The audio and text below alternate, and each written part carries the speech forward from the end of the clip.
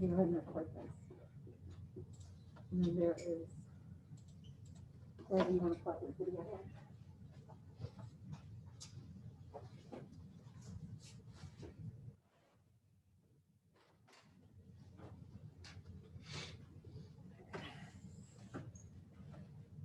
Oh, go ahead, second.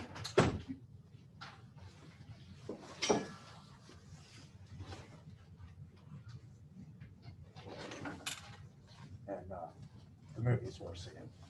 Is it? Okay, I haven't seen it. We watched the party. What did I watch? I watched Train to Busan. Oh, It's really good. Izzy was home, so we got a fun family. Did you? Oh, that's right. Did she get her to vote? Yes, we did. And thanks for the courthouse. Was it a lot better?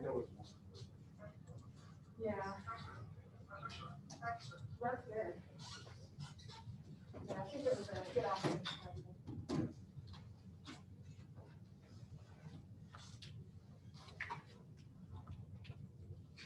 So it's legacy.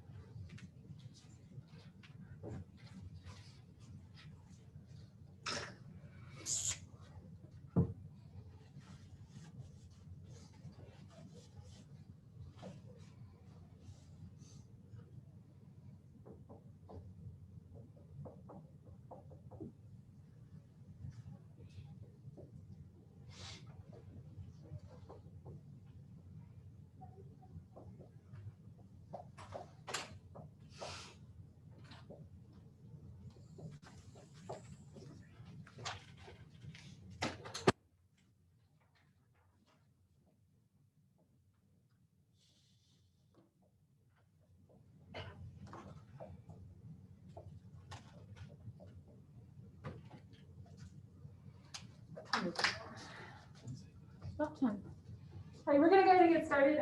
Before I shift it up to Dr. Sernoe, I wanted to make sure you guys are aware that Wednesday, you'll get an email about this too, but our class will not meet face-to-face in here. Instead, we'll meet in Legacy Multipurpose with Dr. Steve Hilton from Theater Fine Arts. This is a slight shift because of his schedule, and it'll accommodate both sections of the class in one meeting time. So I'll send a reminder to you guys, but that's what we'll be meeting on Wednesday. Yeah. Yeah, what if you can't make it at 6:30? Send me a note and then we'll work something out. Okay. So just send me an email and we'll talk about options. Okay. For today, we have Dr. Jim Sernoe, who's in the Thane College of Fine Arts in the Department of Mass Communications. I'll just turn it over to Dr. Sernoe. Thank you for being here today. All right. Well, thank you for having me. Just a little bit of background. As she said, I am from the Department of Mass Communication.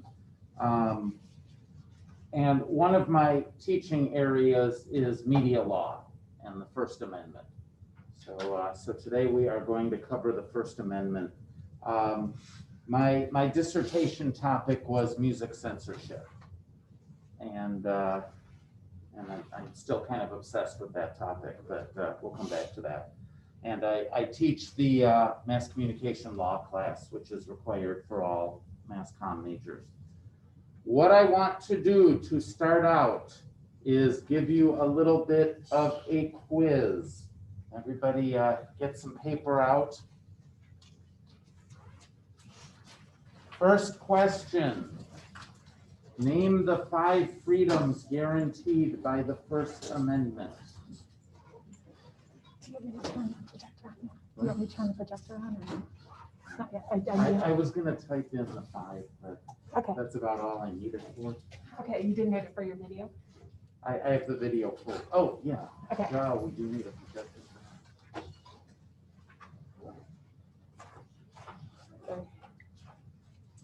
I don't know if any of you are following the Supreme Court nominee. She was asked to name the 5 freedoms and she got 4 of them.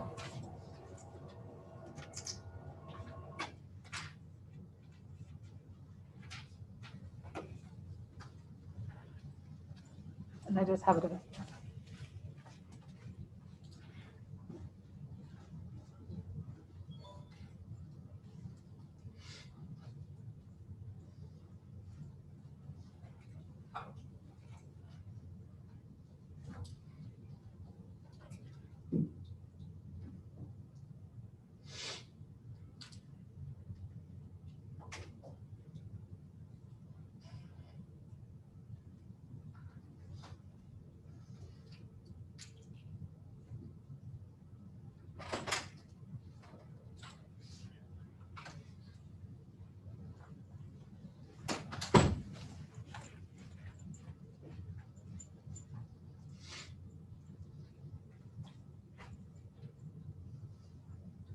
All right, second question.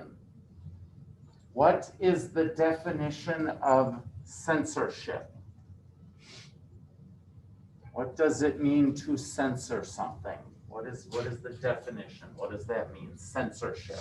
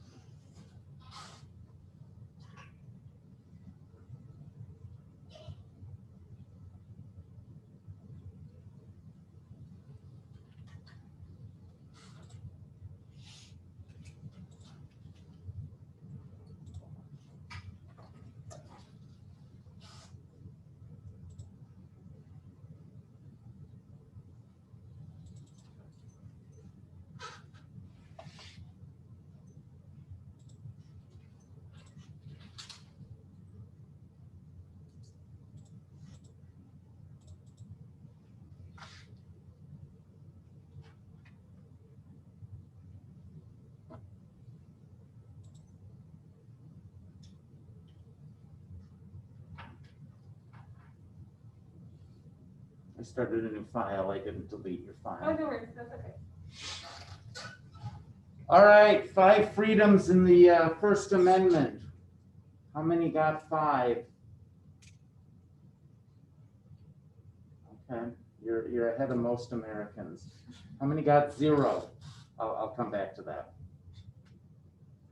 All right, there's this organization called the Freedom Forum, which is a First Amendment advocacy kind of thing in Washington, D.C. They do a survey every year, and among other things, they ask how many freedoms can you name in the First Amendment. This year, 33% could not name any. All right, you're rolling your eyes, and that's good because that's a little scary. 15% could name only 1. All right, so what are they?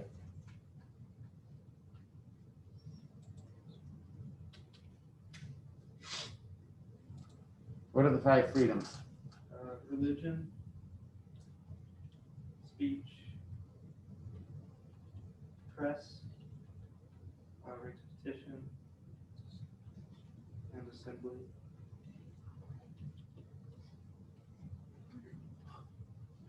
Is he right? All right, good. Have you studied this somewhere else, or? I'm in a Bradley Wilson class. Oh. Yes, so you have the famous 45 words card? Okay, he probably gave you a quiz. So Bradley Wilson is my colleague in Mass Comm. The First Amendment is 45 words long, and he gives everybody a card that says 45 words and has the First Amendment. Does he give you a quiz? He doesn't, but he expects us to know the entire First Amendment by memory. Yeah, I'm sure he threatens a quiz. All right. And these are a little misleading. All right. Religion really doesn't say you can practice any religion you want. It says the government won't have an official state religion, which makes sense because that's what they were trying to get away from. All right. Petition. What does that mean in English? I think we know what speech and press mean. When we say freedom to petition the government, Like address your senators, representatives, and. okay, address your senators, your representatives. All right, any kind of complaint you want to make to the government, you are free to make. All right, assembly. What does that mean? And there's a qualifier here. What kind of assembly? Peacefully protest. You can gather peacefully to protest. All right, it has to be a peaceful protest. Once you start destroying stuff, it's not peaceful anymore. All right. But again, they were trying to get away from dictatorship and all of that kind of stuff. All right. So again, what, 3 of you got all 5? Okay. All right, not surprising. 12%, did I say that already? 12% could name all 5. All right, censorship. Someone want to throw out a definition. What does censorship mean? Blocking anything that goes into it, like goes against your ideals, blocking it from the public's view.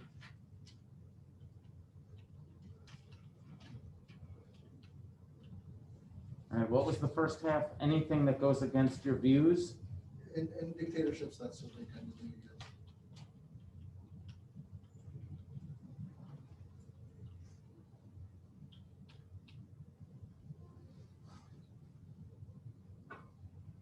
Does everyone agree with that? Did someone write down something radically different? All right, so here's my question. Does the First Amendment say you can't block something from public view?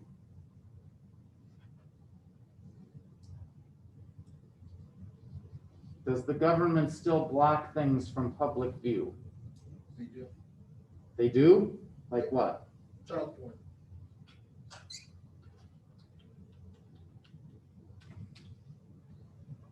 So child porn is not covered by the First Amendment. What about adult porn? That's allowed. It's allowed. Why? I think it's because of the Digital Children Protection Rights Act or something.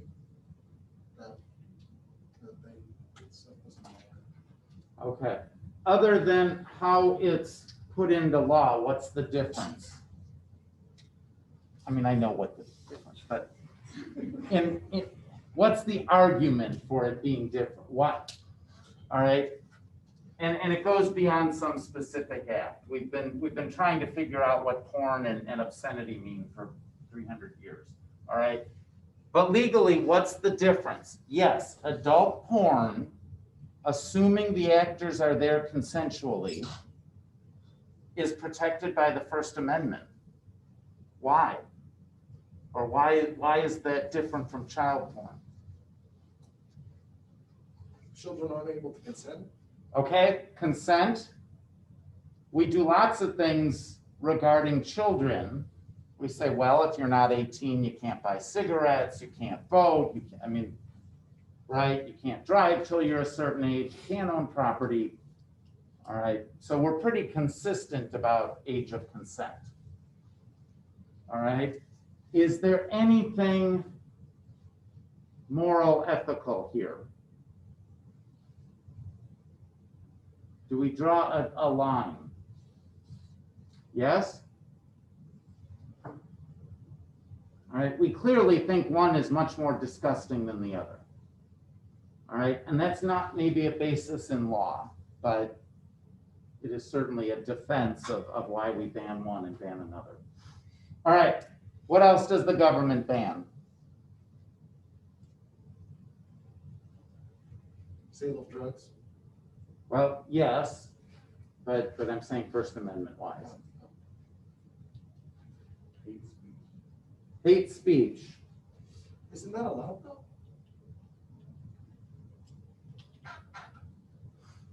Define hate speech.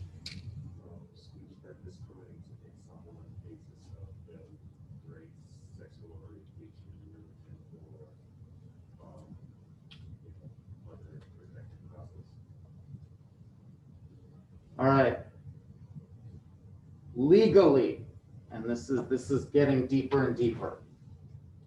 Any kind of speech that incites or provokes is not covered by the First Amendment. Any kind of speech that threatens. All right.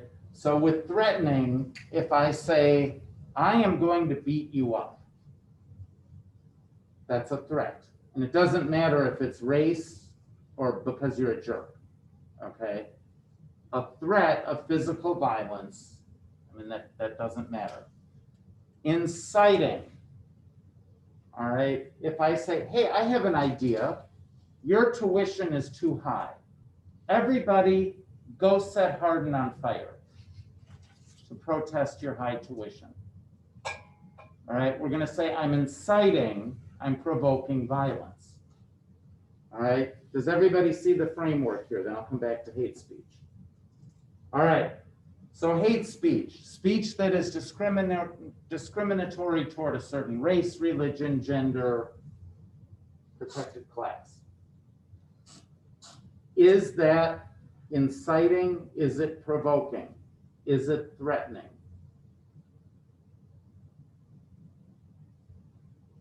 See, this is where we get in trouble.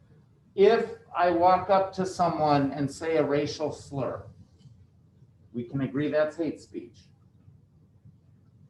Does it incite? Does it provoke? Yes?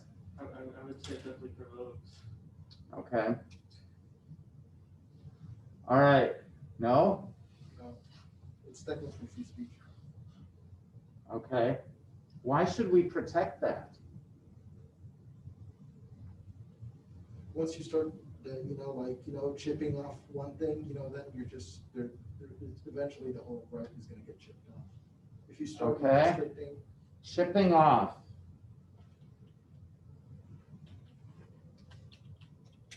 All right. There is a phrase legal scholars like to use. We'll come back to that. Go ahead. I was just gonna say, like, if you start banning some stuff, then they might start banning like a lot of other stuff, because some people think that that's also hate speech. Okay. So it's a matter, well, what you're saying is once we start, where do we stop? exactly. And you're saying, well, where do we draw the line? What counts as hate speech? All right. If I invoke a race, I don't use a slur, but I use a stereotype. Okay. All, fill in the blank. All black people are blank. And I say some stereotype. Is that hate speech? Yes. Yes? All right. The court's going to say, well, isn't that just your opinion? Well, it's protected under the First Amendment. It's protected under the First Amendment. All right, but if we're saying, well, we should ban hate speech, all right, where do you draw the line? All right. Let me go back. If we're afraid of chipping off and slippery slope, why isn't child porn allowed?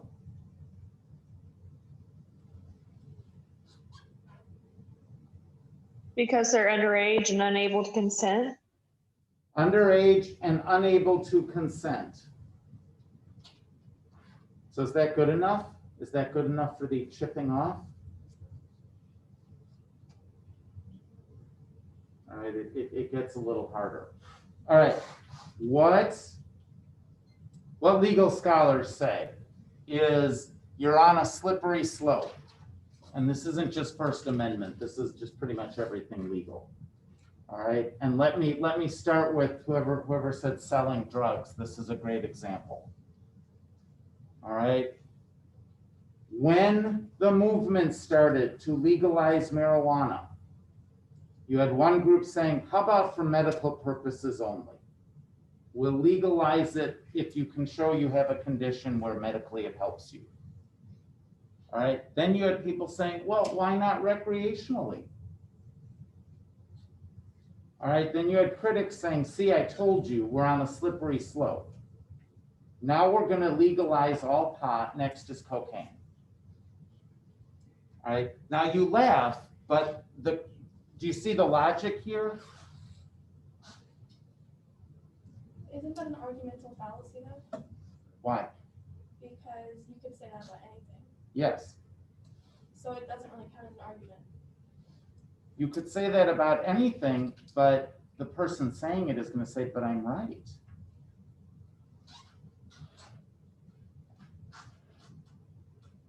Okay, with marijuana, we're saying this is dangerous, right? We have to ban it because it's dangerous, it's harmful to society. All right, so then if you say, well, it's not so harmful, or there are those who believe it's not so harmful, we'll let it go. Why not say, you know what, cocaine isn't so harmful either? And we keep going. You're not liking this argument. I mean, no, I understand where you're coming from, and there's nothing you can really do about people saying that nonetheless. But at the same time, I mean, just keeping it in your head that it is an argumental fallacy. So there are ways to get around it. Like you can prove your point better than saying slippery slope, especially in legal terms. Okay, you're right. And in a court of law, that's what we're going to look for. In public policy discussions, do people care if they've brought up a fallacy? No. All right, that they do what's convenient. All right. So what First Amendment scholars say is don't get on the slippery slope, or you better have a really good reason. All right, child porn is different from adult porn. Hate speech is different from other speech. So we draw a line, and we're not on a slippery slope. All right, the one big category you're missing here, military secrets, information that could be helpful to our enemies. All right, we say, well, the First Amendment doesn't cover that. All right, so this brings me to my next point, back to the Freedom Forum.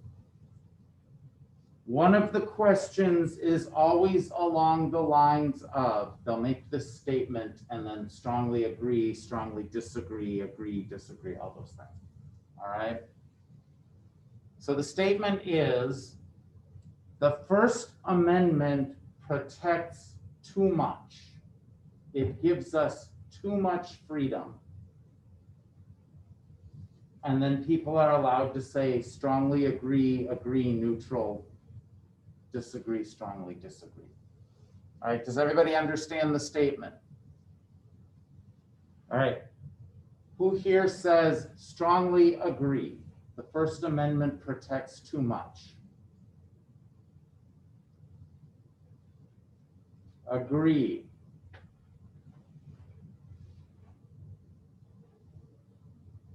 Really, a bunch of free speech advocates in here. Strongly disagree. 2, 4. Disagree. All right, so maybe the majority of you. All right, so that sounds like most of you are comfortable with what the First Amendment protects and doesn't protect. Yes? Okay. All right. So here are some things we talk about in my law class.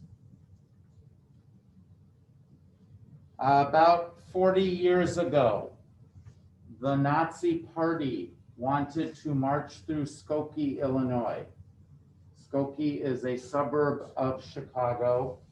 At the time, there were many Holocaust survivors living there.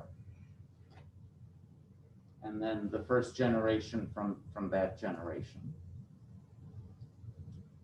Do the Nazis have the right to march through Skokie? If it's peaceful, yeah. If it's peaceful, yeah. So you're all okay with Nazis marching through Jewish neighborhoods? Yes. Yes? Yes. Isn't that distasteful? It is, but As long as it's peaceful, it's. If it's peaceful, no problem. Okay? And so what if the Jewish people in the neighborhood start throwing rocks at them? That's a crime. That's a crime? yes. What's the crime? Assault. It's assault. Okay? So now you're saying it's okay for Nazis to march through a Jewish neighborhood, and if you try to oppose them somehow violently, that's your problem. Now you're the problem. Well, the Jews have the right to march in a Nazi neighborhood. They have the right what? The Jews have the right to march in a Nazi neighborhood. Yeah, but Jews didn't kill Nazis. I'm just saying. It goes both ways. I don't know that there is such a thing as a Nazi neighborhood.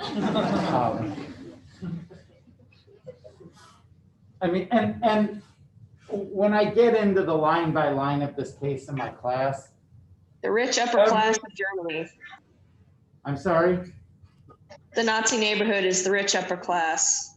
Well, I don't know if we can say the rich upper, that may be stereotyping a little too, but the Nazis in this particular case did every last thing they could to be obnoxious. All right, now, take the First Amendment out of it. All right, I mean, they were supposed to get a permit and the permit was turned down. So then they said they were gonna have a march to protest the permit rule. They did everything they could to be a pain. All right, so it was beyond what they were doing legally. All right. Now, in an ideal world, we say, well, what the Jewish people had was the First Amendment. So if you don't like what they're saying, say something to counter it. Right? And I think every last one of us has that going on in our interpersonal communication. Right? A friend of yours or you're dating or whatever, someone says something, you don't like it, you say something back. All right, so that's how it's supposed to work. All right, but Jews didn't kill Nazis. All right, is there a fear element going on here? Probably.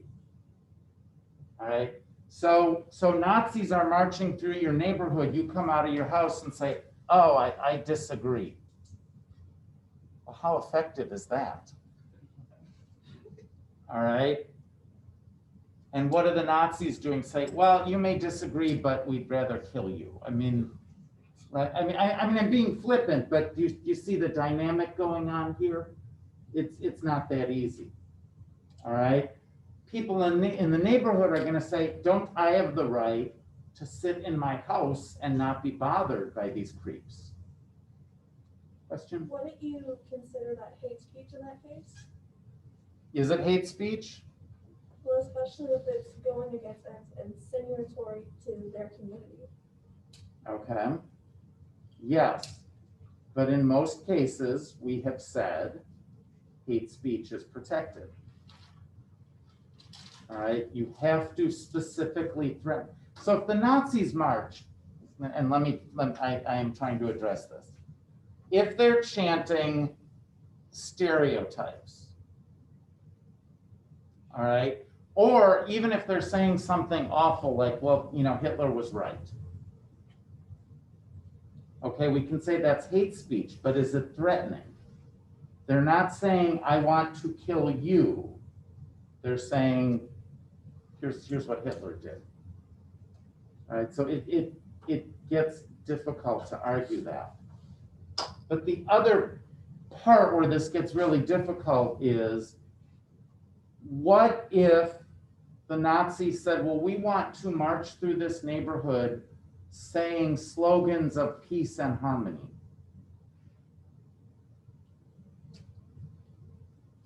All right, and they all want to sing songs from, you know, Barney or whatever, and, you know, everybody share, everybody get along. So now we're going to say, oh, well, go ahead. We like that message. Right? So you can't just say, do I like the message or do I not like the message? All right. But most of you would say, yep, it's distasteful, but the Nazis have that right.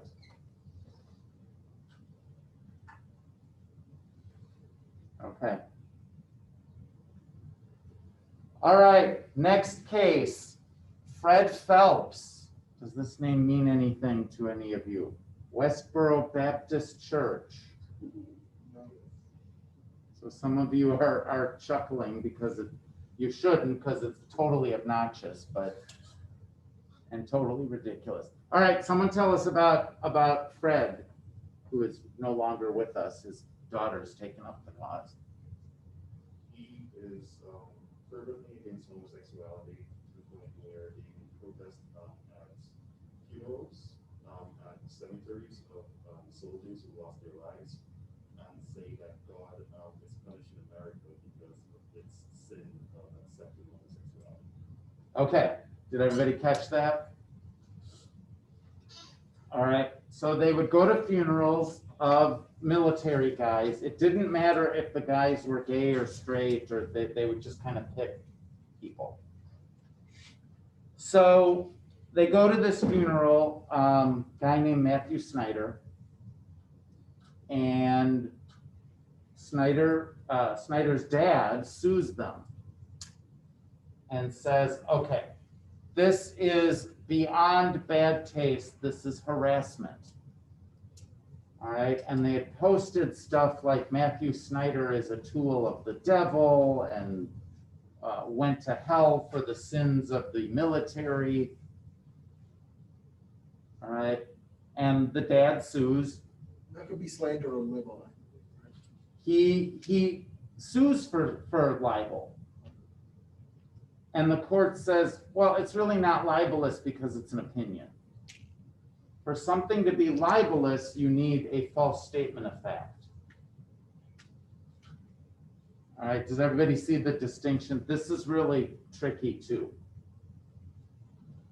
All right, so if I say, well, you go around kicking puppies and you do not, that's a false statement. All right, if I say, well, you wear ugly shirts, that's an opinion. We can't prove yes or no. All right. So what if you say, I think you go around picking puppies? That's still a statement of fact. Really? Well, what the court is going to say is, well, you wouldn't say that if you didn't think it. Yeah. All right. So if your opinion is that this guy's son is burning in hell, all right, the court said, yeah, that's not libel.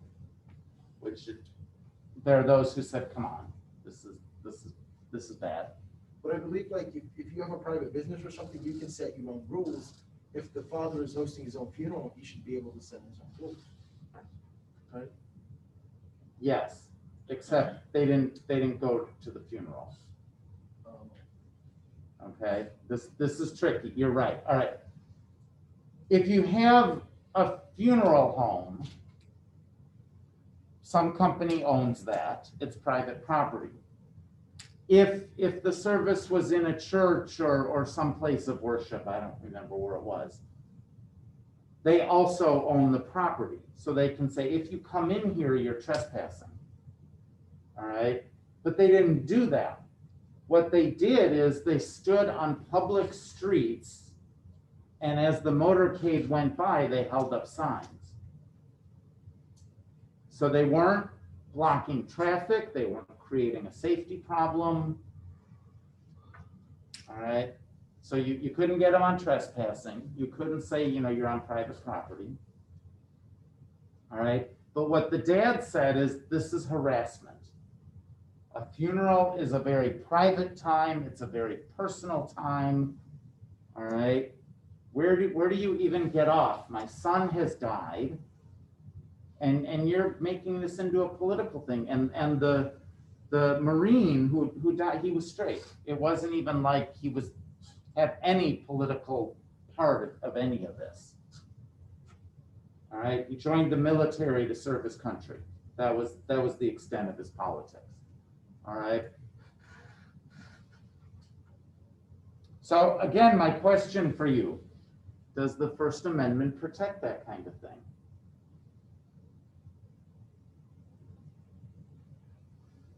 It does. It does.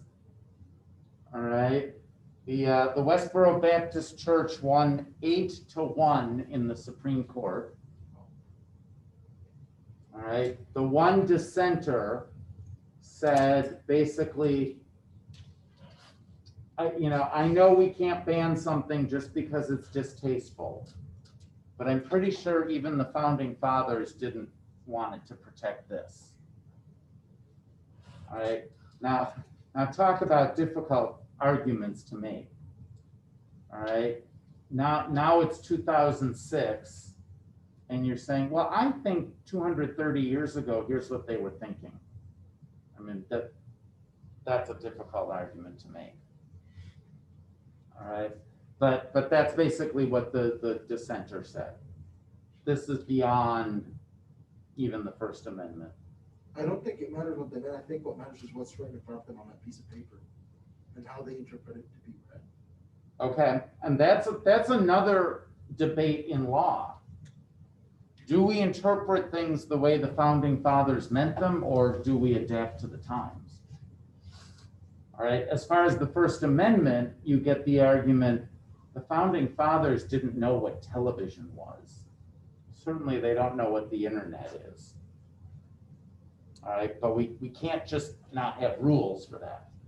But that is true with everything in the Constitution. All right, look at the gun control argument. All right, and I don't want to start a debate about gun control here. All right, but what does the Second Amendment say? You've all heard the phrase. All right, right to bear arms. All right. So the argument becomes, on one side, well, the Constitution says I can have these weapons. The other side will say, when that was written, it's because they didn't want the British to come and take away our guns. They also had no idea the kind of weapons we would develop 200 years later. All right, and again, let's not debate it. There will be violence in this room, I think, if we do. All right. What scholars have said, though, with all of this, is there's one side that and there's a continuum. But on one side, you've got the idea of absolutism. All right, Congress shall make no law, is the wording. So you've got absolutists saying no law means no law. You can say what you want, where you want, when you want, and there should be no restrictions. All right. If child porn is so awful, no one will buy it and no one will care and it will go away. We don't need to ban it. All right. Now, our experience as a society has been that's not what happens. All right. Same with hate speech. Okay, well, it'll die out as our society progresses. Well, we haven't quite gotten there yet. All right, on the other side, you have a strong argument of the government does what it needs to. You have to trust the government to keep us safe. So they do what they need to. And if it means our First Amendment gets stepped on a little bit, well, that's what we have to do. Now you see that especially in times of national crisis. Right after September 11th, all kinds of new rules came in. And you had people saying, well, yeah, this is probably a First Amendment problem, but we're in a national crisis here. We do what we have to. All right. Then there's everything in between. You balance, well, is the evil presented, all right, any worse than the speech itself or banning it? All right. Any more on any of that? I have one video to show you. Go from there. All right.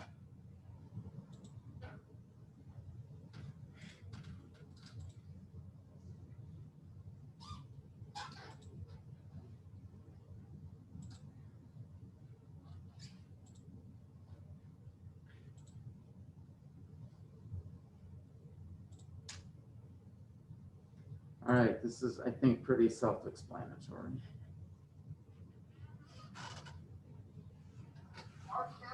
As you watch, we'll discuss what you think.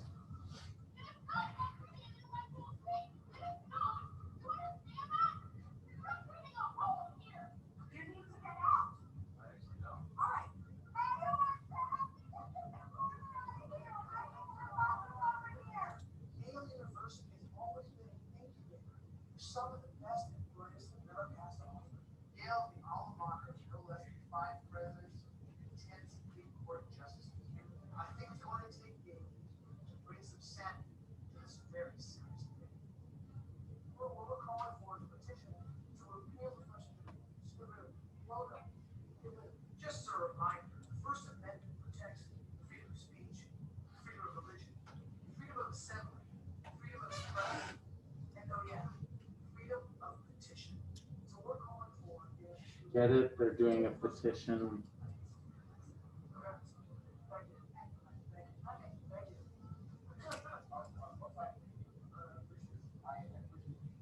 I think the Constitution should be one thing six days, right?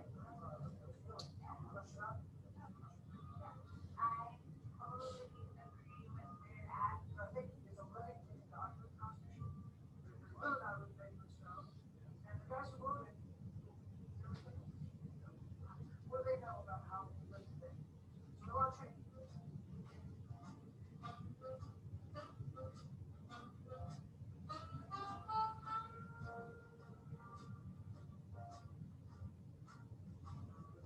You shouldn't be exposed to things you don't want to hear. Yeah, that's not right.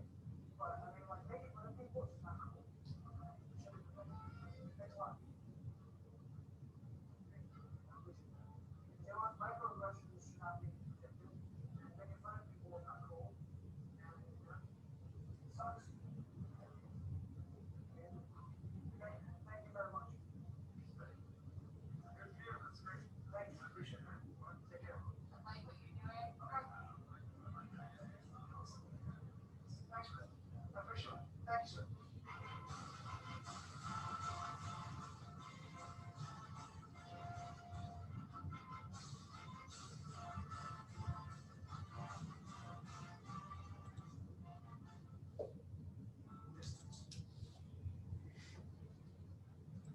All right, and he obviously has a view on safe spaces and all of that, that we could also debate that all day, and that's not what I'm interested in.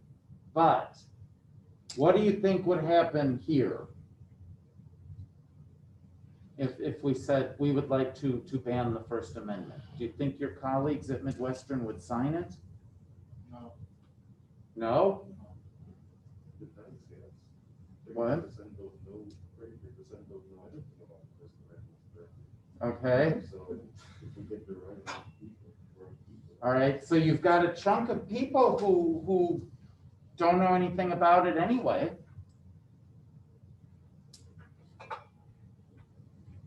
If you preface with, you know, I think we should ban the First Amendment. It allows Nazis to march in Jewish neighborhoods, and it allows people to protest at funerals.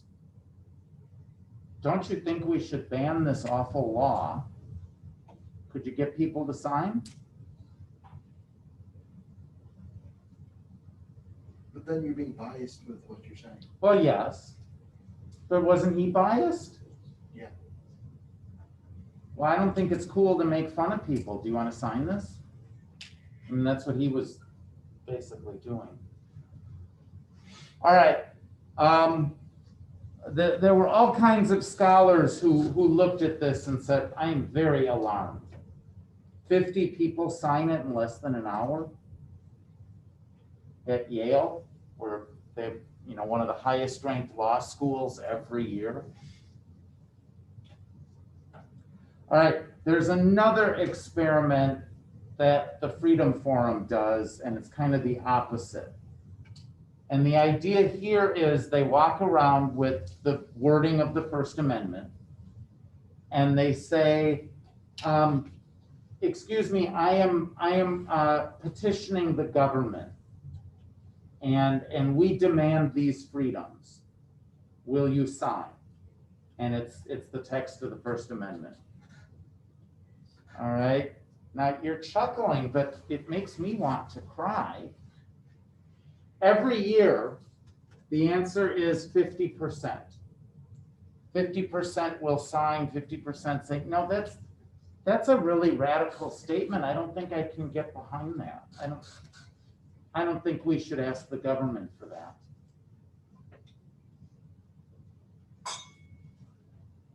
All right, and I'm not taking a side on any of this, but it should tell you where we stand with things like the First Amendment.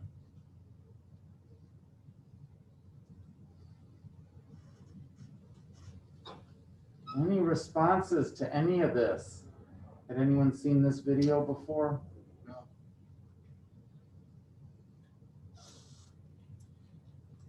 think this is a political hack job, just to try to reach students.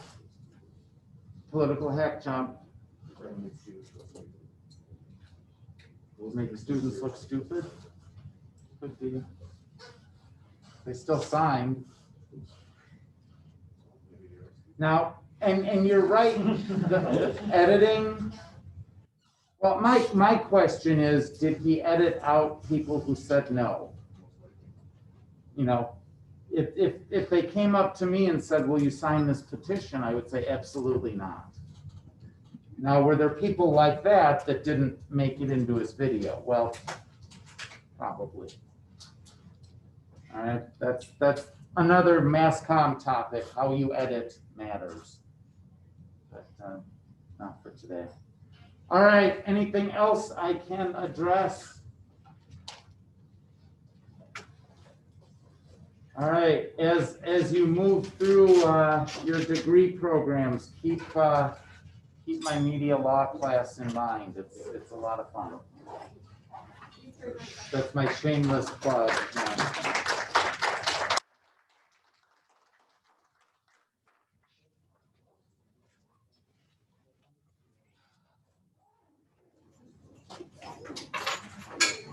So what's the message of you not Wednesday? Okay?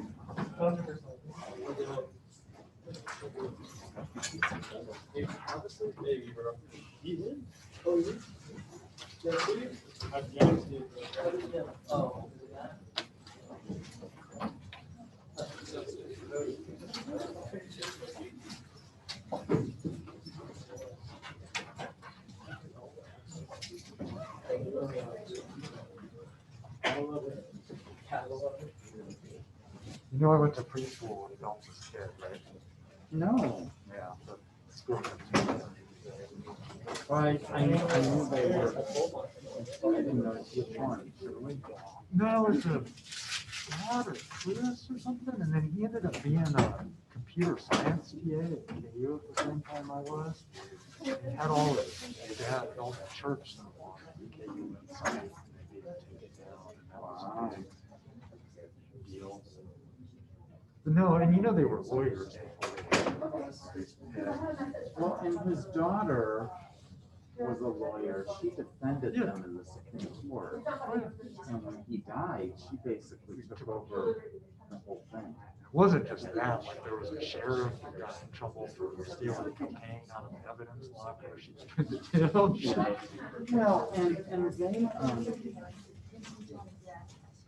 they also got, they got in trouble for well, maybe it was such private practice, there was some sort of tax something. Well, there was a deal, there was some guy that robbed a bank, the police chased him. I can't remember if he hurt himself seriously or But they turned around and saved the neighborhood that they lived in because that's where the accident. Because that was, My that dad was too was. dangerous. Yeah, and so. Stop this meeting. I didn't So, know if you wanted to I have do. a subcommittee Yeah, no, meeting that- I at the appreciate same time. I was gonna So, close out here. just do I- and I thought, well, She said to ask you, Um, because it's an honors program thing, so Okay. which takes priority.